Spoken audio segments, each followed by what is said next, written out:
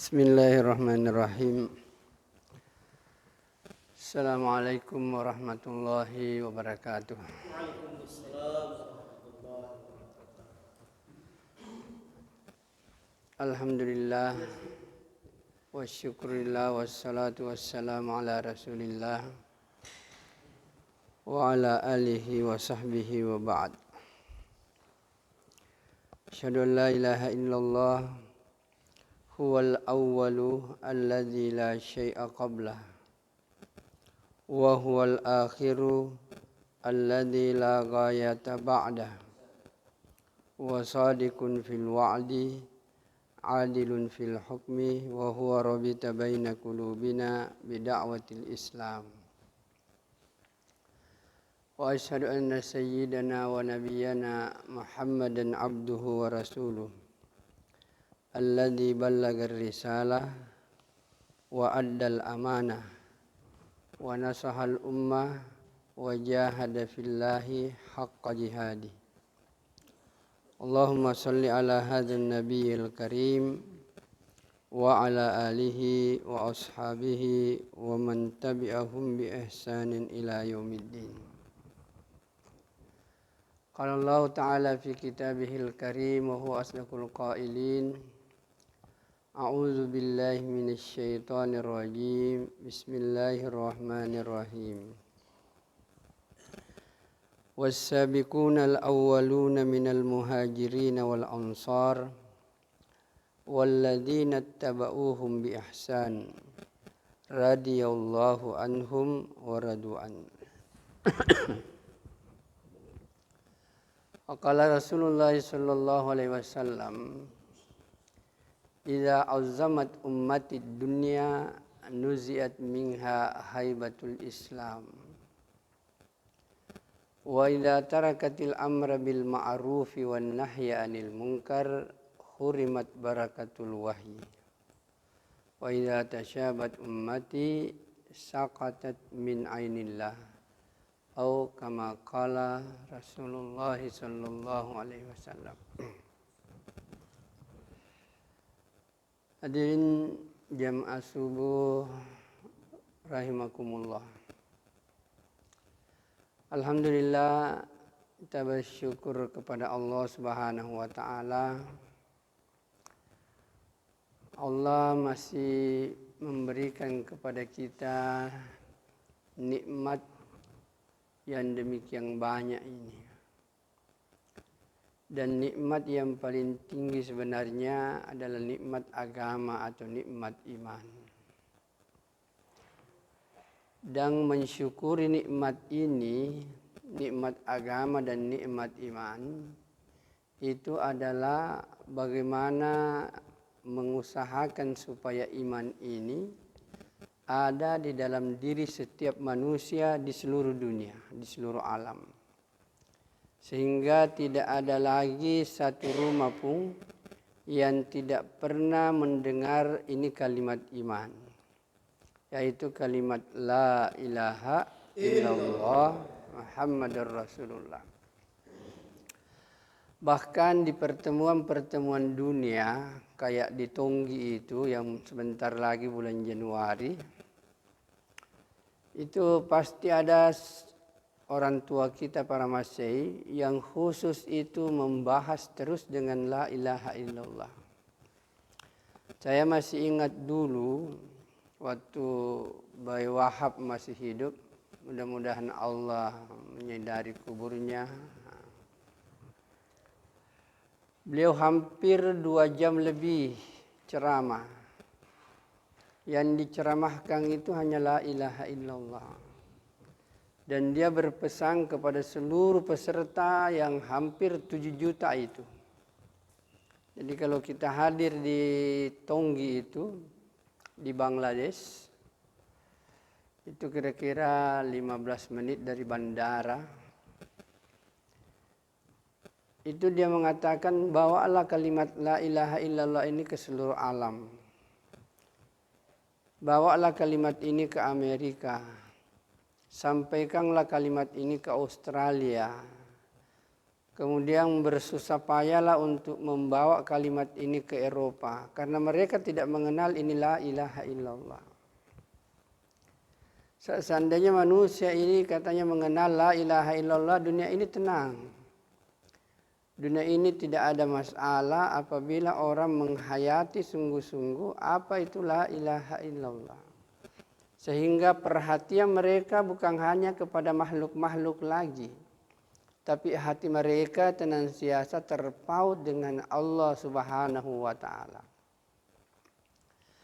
Hadirin yang mulia, hakikat kalimat la ilaha illallah ini tidak akan masuk kalau manusia itu masih menganggap ada kemampuan dalam dirinya untuk menyelesaikan persoalan. Nantilah Allah akan turun tangan apabila manusia itu menafikan semuanya. Menafikan semua makhluk dan dia hanya yakin bahwa tidak ada yang bisa memberi manfaat dan mudarat selain daripada Allah. Jadi semua yang melingkupi manusia ini adalah ujian-ujian untuk meyakinkan kepada manusia, betulkah manusia mau yakin bahwa Allah itu adalah segala-galanya. Sehingga itulah yang dikatakan kenapa Allah menceritakan dirinya dalam Al-Quran. Akulah yang menciptakan langit, aku yang menciptakan bumi, aku yang menciptakan siang, aku mempergilirkan malam, aku menciptakan semua makhluk ini, akulah yang menciptakan. Tujuan utamanya itu adalah lita'alamu annallaha ala kulli syai'in qadir. Agar kamu wahai manusia tahu bahwa Allah itu adalah mampu berbuat apapun yang Dia kehendaki. Itu intinya itu. Kenapa Allah menciptakan aku pencipta langit, aku pencipta bumi, aku menghamparkan ini, aku menciptakan waktu duha. Makhluk kecil aku ciptakan, makhluk besar aku ciptakan. Yang engkau lihat aku ciptakan, yang kau tidak lihat aku ciptakan. Itu tujuannya hanya satu, supaya Anda yakin bahwa anallah ala kulli syai'in qadir. Allah itu mampu berbuat apapun yang Dia inginkan. Hadirin yang mulia, apabila manusia tahu seperti ini, maka pasti hatinya akan terpaut hanya kepada Allah. Karena dia yakin tidak ada yang bisa memberi manfaat, tidak ada yang bisa memberi mudarat kecuali Allah Subhanahu wa ta'ala. Dan untuk memasukkan ini bukan persoalan biasa, butuh perjuangan. Butuh perjuangan, butuh kesungguhan, butuh tangisan, butuh air mata, butuh susah payah, butuh capek-capek, sampai kalimat ini akan masuk. Tidak akan masuk ini kalimat ke dalam diri kita bahwa Allah Subhanahu wa ta'ala adalah segala-galanya kalau tidak disertai dengan perjuangan sebagaimana perjuangannya para nabi dan para sahabat. Tengoklah perjuangannya para nabi. Tidak ada nabi yang santai-santai.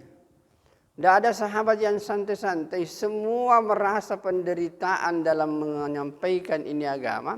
Tapi penderitaan itu tidak terasa bagi mereka. Karena mereka yakin bahwa kebahagiaan yang sesungguhnya hanya Allah yang akan berikan. Dan Allah akan memberikan kepada orang yang mau berjuang untuk agama ini. Maka hadirin yang dimuliakan oleh Allah Subhanahu wa ta'ala, Nabi mengingatkan kita. Nabi katakan, "Idza azzamat ummatid dunya nuziyat minha haibatul Islam." Apabila umatku ini mengagungkan dunia, maka Allah cabut kehebatan Islam dalam dirinya. Dunia ini, ketika manusia mengidolakan ini dunia, menganggap dunia ini adalah segala-galanya, kenikmatan dunia adalah segala-galanya, maka tercabut kehebatan Islam dalam dirinya. Bukankah Islam mengajarkan dan Nabi mewanti-wanti kita bahwa salat 2 rakaat itu, salat 2 rakaat saja, itu sudah jauh lebih baik dibanding dengan dunia beserta seluruh isinya. 2 rakaat itu. Sekarang pertanyaan kita, masukkah itu keagungan agama ini? Masukkah sabda Nabi ini? Inilah keagungan agama. menganggap bahwa salat 2 rakaat itu lebih hebat daripada segala-galanya. Lebih hebat daripada dunia. Seandainya orang faham ini, tidak ada yang dipelihara, tidak ada yang dirindukan, tidak ada yang ditunggu-tunggu kecuali untuk melaksanakan salat itu sendiri. Sehingga pernah biasa kita lihat bahwa sebenarnya itu bekerja itu adalah waktu untuk menunggu waktu datangnya salat. Jadi semua pekerjaan-pekerjaan kesibukan dunia ini tujuannya hanya untuk menunggu waktu salat, untuk salat kembali itu. Jadi Bapak dan saudaraku yang dimuliakan oleh Allah Subhanahu wa taala, jadi kita dikasih kesibukan-kesibukan dunia ini supaya kita ini mau memelihara waktu-waktu, dan waktu yang dimaksudkan ini adalah waktu untuk salat. Karena salat 2 rakaat ini perlu dimasukkan ini ke dalam hati kita bahwa salat 2 rakaat itu lebih baik daripada dunia. Nah, kalau ini sudah masuk, maka tidak ada yang paling dipelihara orang itu kecuali memelihara salat. Dan apapun yang terjadi dia akan singkirkan. Sekalipun itu orang mau dikasih 1/2 negara, 1 negara, tapi kalau tiba waktu salat tidak ada gunanya itu. Lebih baik aku mendirikan salat dibanding dengan itu semua. Karena Nabi sudah membantu kita bahwa salat 2 rakaat itu yang sunat lagi sudah lebih baik daripada dunia. Apalagi kalau yang wajib. Ini yang tidak masuk di dalam hati kita. Ini yang belum masuk ke dalam hati-hati manusia. Bahwa salat ini adalah sesuatu yang sangat luar biasa. Hadirin yang mulia, dan selalu kita ulang-ulangi. Bagaimana luar biasa posisinya ini salat. Suatu ibadah yang tidak ada yang bisa kerjakan kecuali manusia. Tidak pernah kita lihat makhluk-makhluk yang lain, semut bisa salat, atau onta bisa salat, atau burung-burung bisa salat. Tidak ada, semua yang nampak dalam kehidupan kita sehari-hari, itu adalah tidak ada yang bisa lakukan ini. Dan ketika manusia menempatkan bahwa ini adalah salat adalah kekeramatan yang luar biasa, maka tidak ada yang dipelihara melainkan memelihara ini yang namanya salat. Hadirin yang mulia, mari saya tunjukkan kekeliruan manusia macam-macam mencari keramat. Sebenarnya keramat itu adalah sesuatu amal yang tidak ada yang bisa kerjakan kecuali hanya manusia saja. Jadi keramat itu adalah salat sebenarnya. Kalau biasa tuh kalau ada sirkus-sirkus itu ditarik tali, kemudian naik sepeda, kemudian dia bawa balok keseimbangan, dia bisa jalan di atas di atas tali dengan naik sepeda. Orang tepuk tangan, saya bilang ini orang keterlaluan luar biasa ini. Masa begitu-begitu saja dia sudah kagum. Sementara semut itu kalau dia lewat itu tali, mah putar-putar itu, kadang kepalanya di atas, perutnya di atas, muter-muter itu. Masa tidak ada yang tepuk tangan sama semut? Jadi yang mulia, kalau kekeramatan yang seperti itu, bukan itu sebenarnya yang dicari. Nah, bukan itu, kalau itu sebenarnya mana yang lebih hebat semut daripada kita? Hadirin yang dimuliakan oleh Allah Subhanahu wa taala. Saya biasa kasih contoh juga. Adik-adik di mahasiswa itu mau palet yang panjat-panjat itu macam-macam, panjat sampai tinggi-tinggi. Kalau sampai di atas itu tepuk tangan hebat. Saya bilang apa hebat itu, pekerjaan biasa gitu. Yang hebat itu kalau orang bisa salat, tidak ada yang bisa kerjakan kecuali manusia. Kalau untuk manja-manja seperti itu lebih hebat cecak, lari lagi cecak. Iya. Coba kau lihat cecak, lari ke atas kepalanya, kemudian muter ke sini perutnya ke atas, turun ke sini kepalanya ke bawah.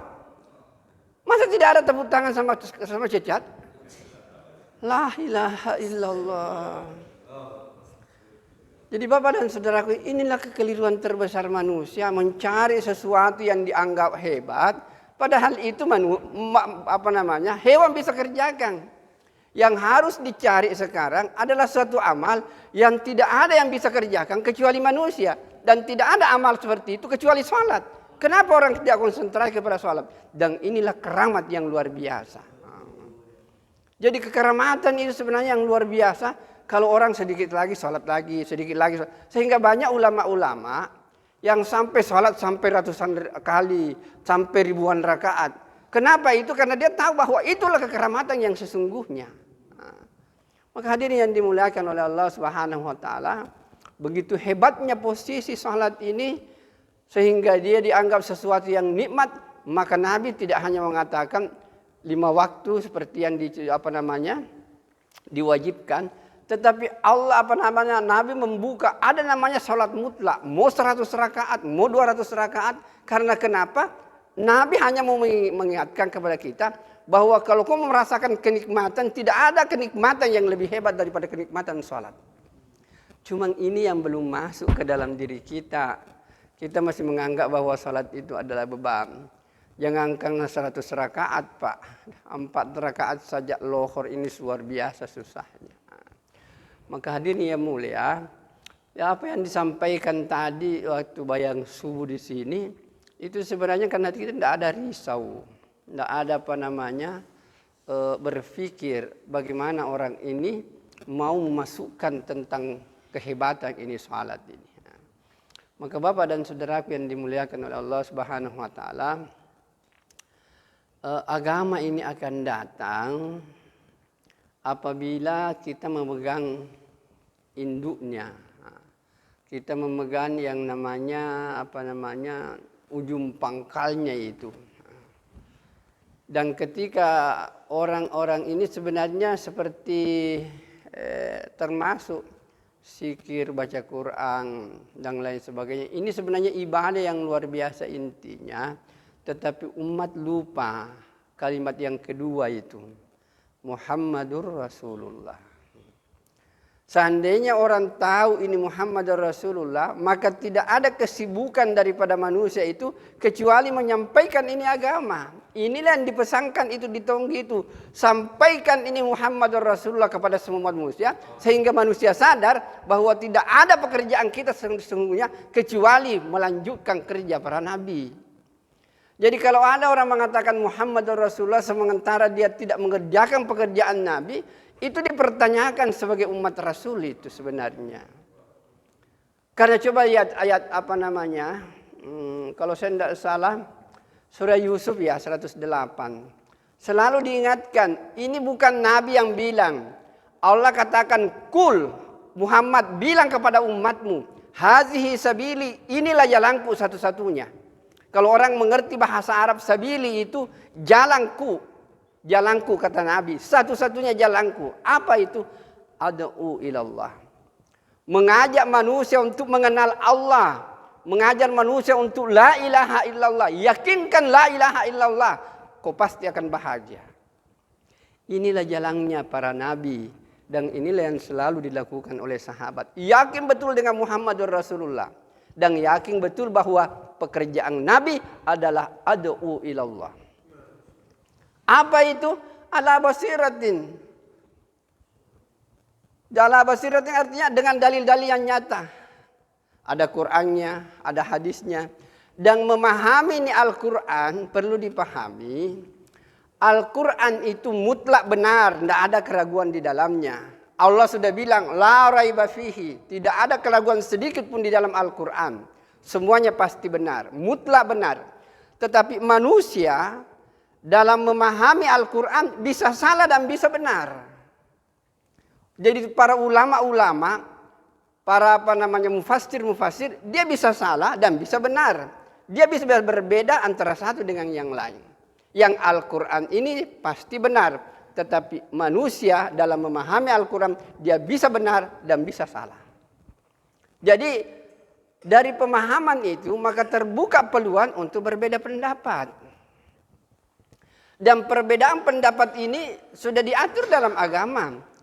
Kalau dia berbeda pendapat dari segi muslim dan non-muslim, ayat mengatakan, lakum dinukum waliyadin. Habis persoalan.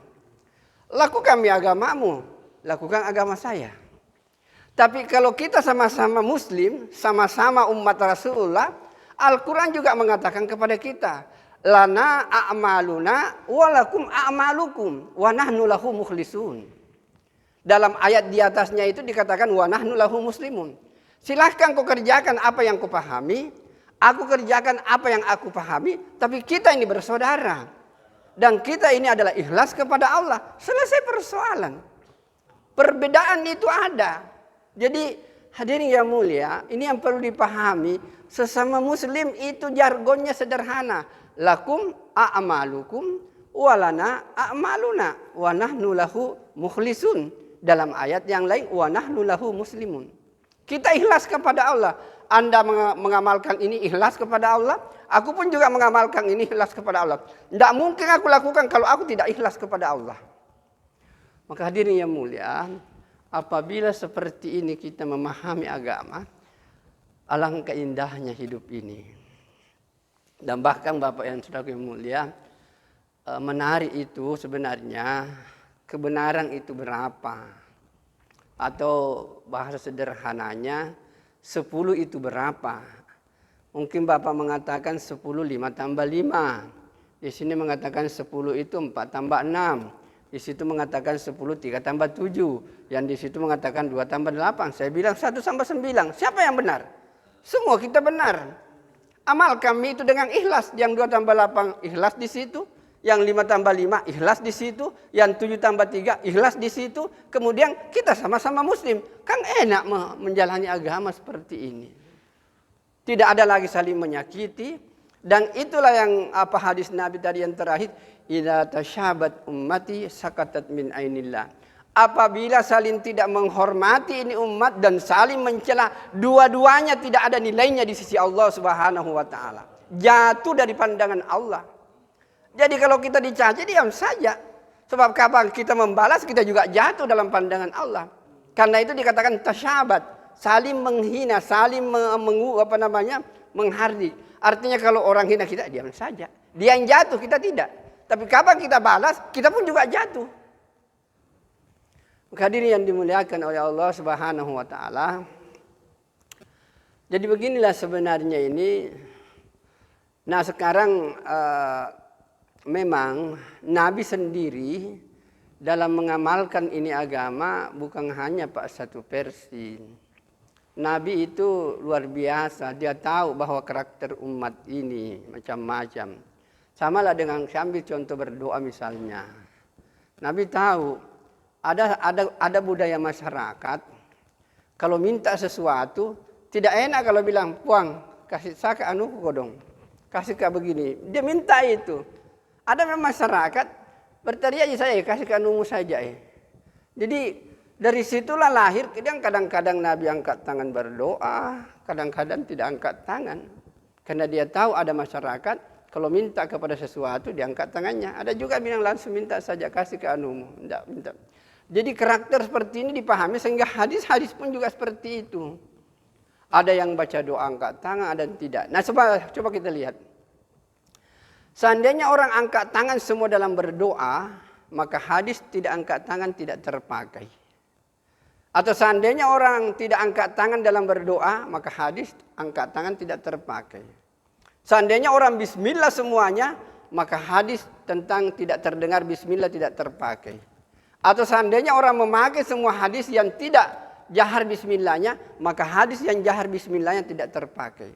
Tapi apa yang terjadi? Yang jahar terpakai, yang tidak jahar terpakai. Maka apa yang terjadi? Hadis-hadis Rasulullah itu berlaku sampai sepanjang waktu. Ini yang orang tidak pahami. Sehingga perbedaan-perbedaan itu diributkan. Hadirin yang dimuliakan oleh Allah Subhanahu wa taala, kembalilah ke jargon tadi itu.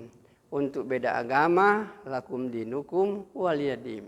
Untuk sesama kita, lana a'maluna walakum a'malukum wa nahnu lahu mukhlisun. Ikhlas mau kerjakan kau saya juga ya. Tapi ingat, wa nahnu lahu muslimun. Kita sama-sama muslim dan beriman kepada Allah. Saya persoalan Pak. Ini yang tidak dipahami umat ini. Maka hadirin yang dimuliakan oleh Allah Subhanahu wa taala, bersyukurlah kita dipakai untuk meyakini Muhammad Rasulullah. Jadi orang itu Pak kalau tidak mau keluar-keluar, tidak mengerti itu Muhammad Rasulullah itu. Karena Muhammad Rasulullah itu artinya yakin dengan apa fungsi Nabi.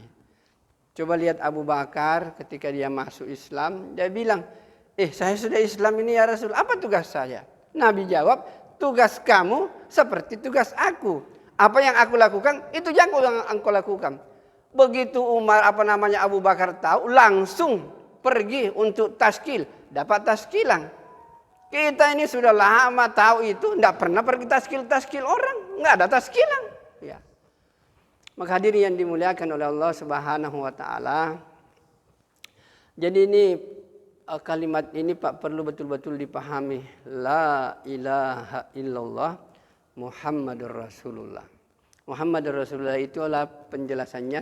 Ingat baik-baik surah Yusuf ayat 108. Qul hadhihi sabili ad'u ilallah ala basiratin. Kemudian coba yang terakhir ini. Ana wa manittaba'ani. Saya kata Nabi dan wa manittaba'ani seluruh yang mengikuti aku. Wa ma ana minal musyrikin. Dan aku bukan orang musyrik. Jadi orang musyrik bahaya juga kalau dicermati itu ayat. Jadi orang yang tidak mengerjakan amal Nabi bisa-bisa terjerembat ke dalam kemusyrikan. Makanya bapak-bapak dan saudaraku yang mulia, orang tua kita selalu mewanti-wanti bahwa 3 hari itu 40 hari itu adalah menghilangkan sifat kemunafikan. Karena 40 hari salat berjamaah itu hadisnya sudah jelas. Siapa yang 40 hari takbir di belakang imam, Allah kasih 2. Pertama bebas dari api neraka dan bebas dari sifat munafik. Jadi sebenarnya untuk masuk surga ini butuh 40 hari Pak. 40 hari saja.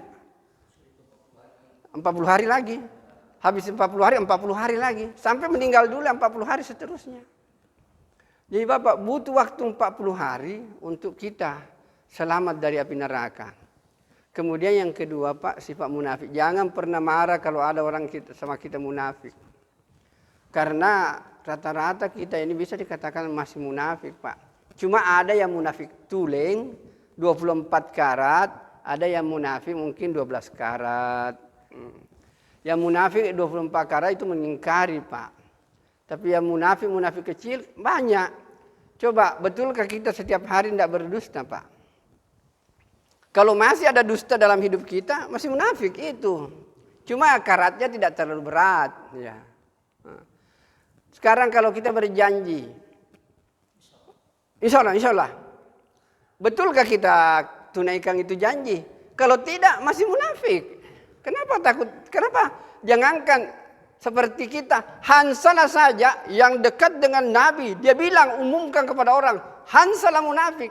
Masa kita marah-marah kalau ada orang bilang munafik kau? Sementara sifat-sifat kita, sifat munafik ada semua. La haula wala quwata illa billah. Jadi ini yang mulia, ciri-ciri munafik kita sudah paham. Tapi apakah itu hilang? Nanti kita mengatakan hilang kalau betul-betul itu tidak ada. Tapi saya yakin susah. Jangankan kita, ingat itu Hansalah, dekat dengan Nabi, sahabat Nabi, dekat dengan Abu Bakar, dekat dengan Umar. Dia bilang Hansalah munafik. Dan bahkan bukan Hansalah munafik, Abu Bakar juga bilang begitu. Kalau seperti itu yang kumaksudkan, Abu Bakar katakan, saya juga begitu. Berarti Abu Bakar juga munafik. Hadirin yang mulia. Kemudian datanglah kepada Nabi. Dia bilang, wahai sahabatku, kamu tidak munafik. Tidak seperti